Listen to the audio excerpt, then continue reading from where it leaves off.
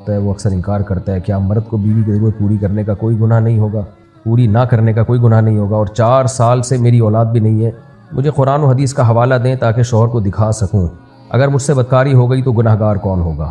بعض خواتین کا یہ مسئلہ ہوتا ہے کہ شوہر ان کے قریب ہی نہیں آتے، 2 3 سال گزر جاتے ہیں اور بیوی سے ہم بستری نہیں کرتے۔ اس میں دیکھیں 2 چیزیں ہیں، اگر شوہر کو رغبت ہے بیوی کی طرف اور پھر بھی ہم بستری نہیں کر رہا تو یہ تو حرام اور ناجائز ہے، کیونکہ اس میں خطرہ ہے بیوی گناہ میں نہ پڑ جائے، تو یہ ناجائز ہے۔ تبھی حضرت عمر رضی اللہ تعالیٰ عنہ نے وہ شوہر جو 1 سال گھر سے باہر رہا کرتے تھے یا اس سے بھی زیادہ، ان پہ پابندی لگائی کہ وہ 4 مہینے میں گھر لازمی آئیں، 4 مہینے سے زیادہ کسی کو باہر رہنے کی اجازت نہیں دی حضرت عمر نے۔ وجہ اس کی یہی ہے کہ بیوی کا حق ہے کہ اس سے ہم بستری کی جائے، تو اب اگر شوہر یہ کام نہیں کر رہا تو یہ گناہ گار ہوگا، یعنی بالکل ہی چھوڑ دیا اس کو تو گناہ گار ہوگا بہرحال۔ لیکن بعض دفعہ یہ ہوتا ہے کہ مرد کو بیوی میں اٹریکشن ہی نہیں ہوتی، تو بیوی کی صورت ایسے خراب ہو چکی ہوتی ہے یا اس کی جو فٹنس کا بعض خواتین خیال نہیں کرتی، تو اس میں مرد معذور ہوتا ہے، کیونکہ یہ ہم بستری ایک ایسی چیز ہے جس میں انسان کا کنٹرول نہیں ہوتا۔ یہ ایسے ہی ہے جیسے انسان کو بھوک نہ لگ رہی ہو اور کوئی چیز کھانے کا دل نہ چاہ رہا ہو اور آپ زبردستی اس کے منہ میں ٹھوس رہے ہو، تو وہ ظلم ہوگا سامنے والے کے اوپر۔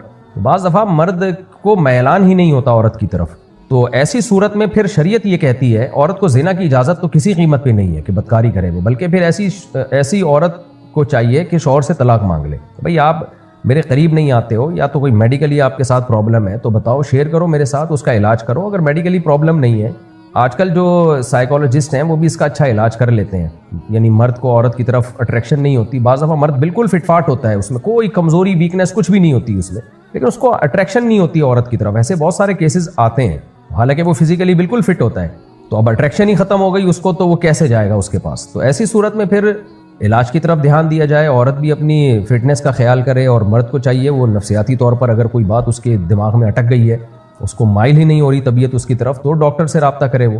اس میں سائیکالوجسٹ بھی اچھے مشورے دے دیتے ہیں، آج کل جو اکثر سائیکیٹرسٹ یا سائیکالوجسٹ ہوتے ہیں وہ جنسیات کے بھی ماہر ہوتے ہیں، تو ان سے رابطہ کیا جائے، وہ سجیشن دیتے ہیں، بہت سے لوگ پھر اچھی لائف گزارنا شروع کر دیتے ہیں۔ اور اگر پھر بھی مرد کی رغبت ہو ہی نہیں رہی ہے عورت کی طرف، تو پھر عورت کو چاہیے کہ اس سے طلاق لے لے اور کسی اور آدمی سے نکاح کرے، اور مرد کو بھی چاہیے پھر اس کو لٹکا کے نہ چھوڑے، اس کو یعنی اس کے مطالبے پر، بیوی کے مطالبے پر اس کو چھوڑ دے۔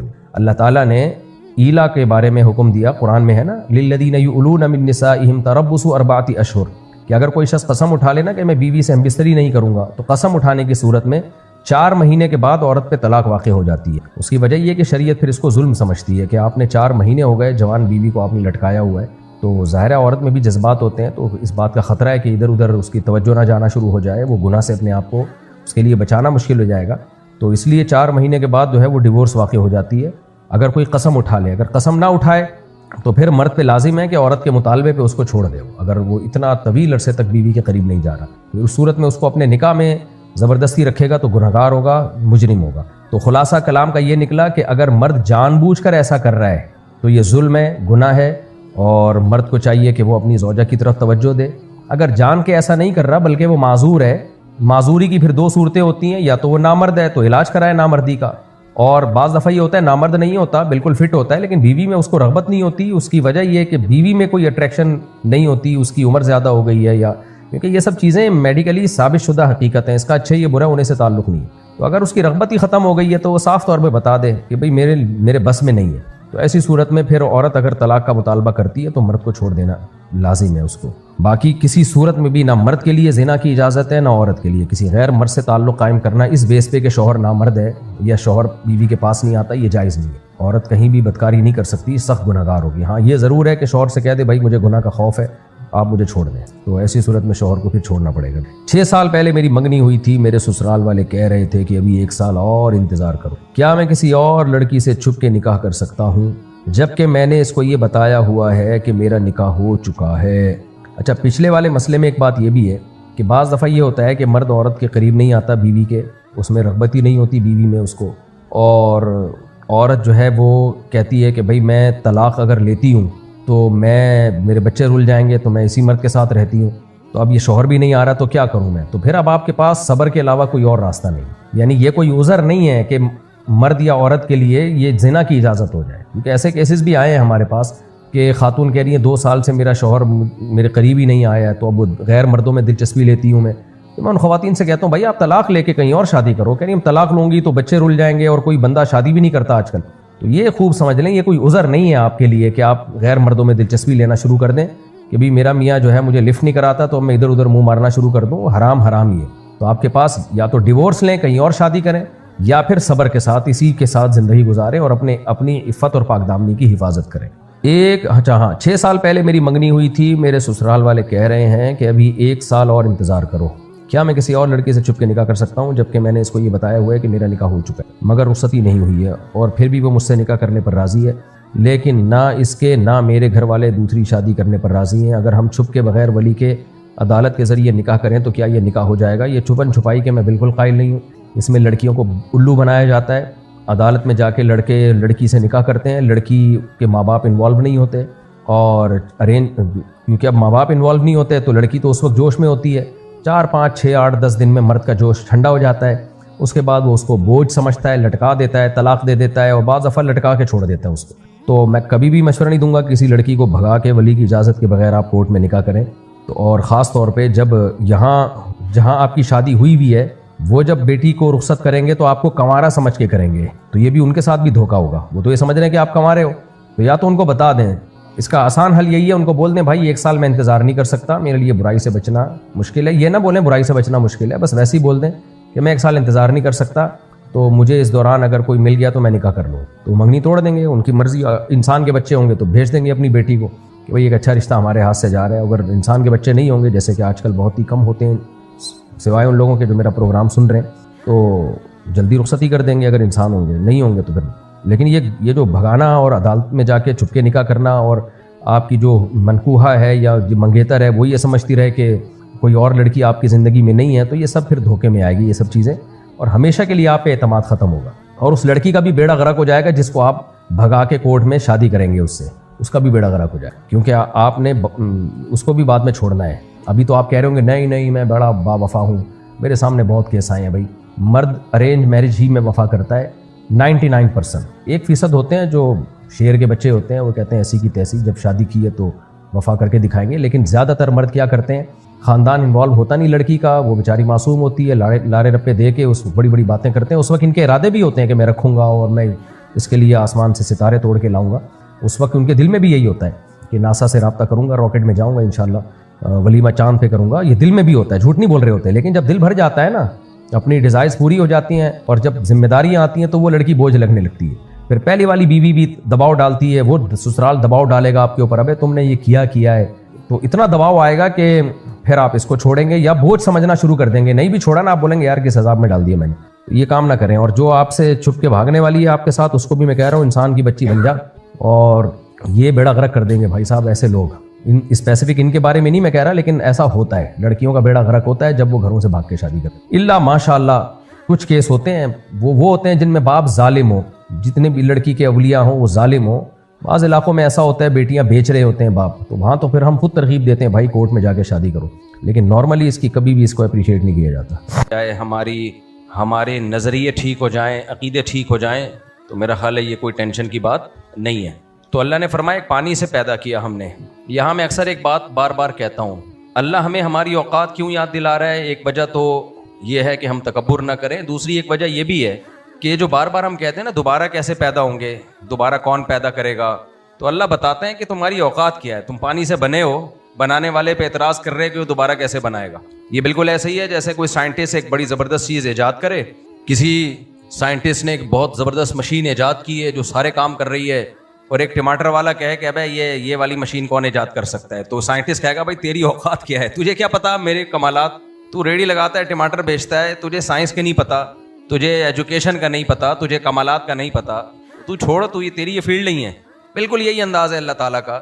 کیونکہ لوگ جب زیادہ پڑھ لکھ جاتے ہیں نا, دنیا کی نالج زیادہ ہو جاتی ہے, تو وہ بنانے والے پہ اعتراضات شروع کر دیتے ہیں, اللہ پہ اعتراضات شروع کر دیتے ہیں کہ یہ اللہ کہتا ہے کہ قرآن کہتا ہے مرنے کے بعد میں تمہیں دوبارہ زندگی دوں گا, اٹھاؤں گا. تو کہتے ہیں ابے بھائی کوئی سائنس وائنس ان چیزوں کو نہیں مانتی ہے. سائنس میں کہیں نہیں لکھا ہے ایسا. سائنس تو مانتی نہیں ہے ان چیزوں.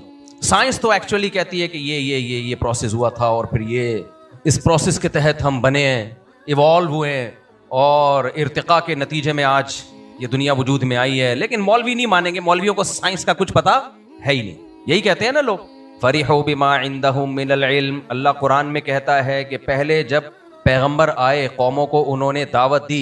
آج میں ایک بات چھوٹی سی صحت کی بات آپ سے شیئر کر لوں, میرا ٹاپک نہیں ہے, ہٹ رہا ہوں میں ٹاپک سے, ہٹ نہ جاؤں. دیکھو آج میں بہت تھکا ہوا تھا, دوپہر میری نیند بالکل نہیں ہوئی, تو میں نے اس کا علاج پتہ ہے کیا کیا, میں شیئر کر دیتا ہوں نا ایسی ریسیپیز آپ لوگ کے ساتھ. اب بیان بھی کرنا ہے, تھکاوٹ ٹھیک ٹھاک ہو رہی ہے, مہمانوں سے ملاقاتیں بھی تھیں, تو بیان کے لیے تو دماغ فریش چاہیے نا, کیا خیال ہے؟ تو دو طریقے, ایک تو یہ کہ سٹا لگا لو, یہ غلط طریقہ ہے, کیا خیال ہے؟ یہ کون سا طریقہ ہے؟ دنیا دار لوگ یہی کرتے ہیں, جو برے لوگ ہوتے ہیں, سب لوگ نہیں, وہ آئس لینا شروع کر دیتے ہیں.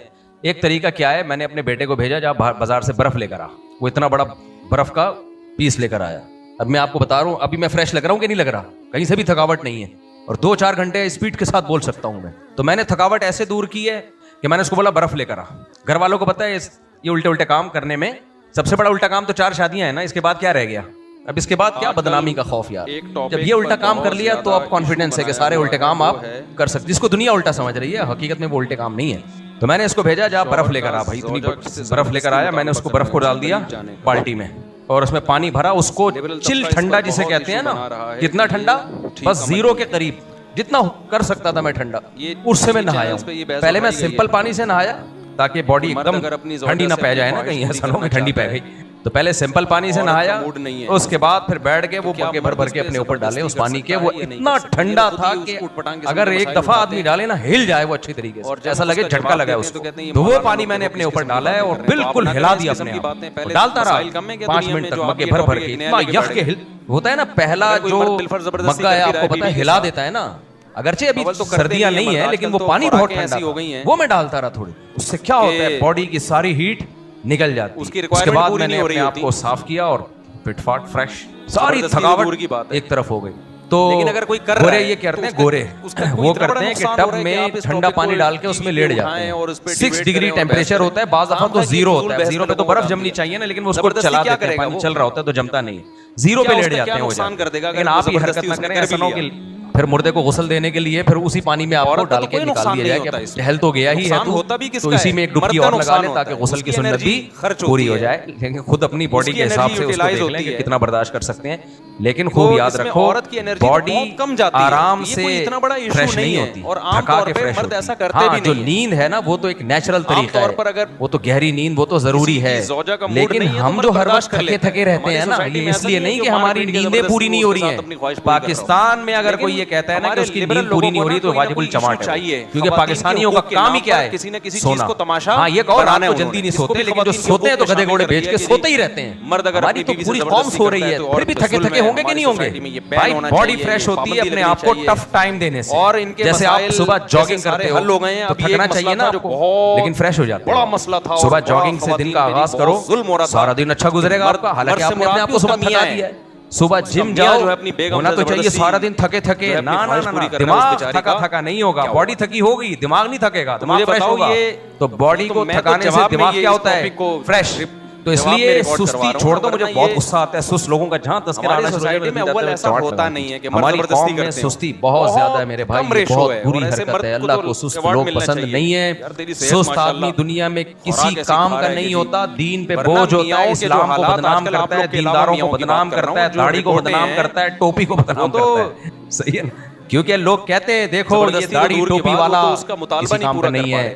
نہ یہ یونیورسٹی میں جب جائے گا تو پڑھائی میں اچھا ہوگا, مدرسے میں جائے گا تو وہاں بھی ٹائم برباد کرے گا, تبلیغ میں جائے گا تو تبلیغ والے بات بتاتے ہیں کم کھانا, کم سونا, کم باتیں کرنا.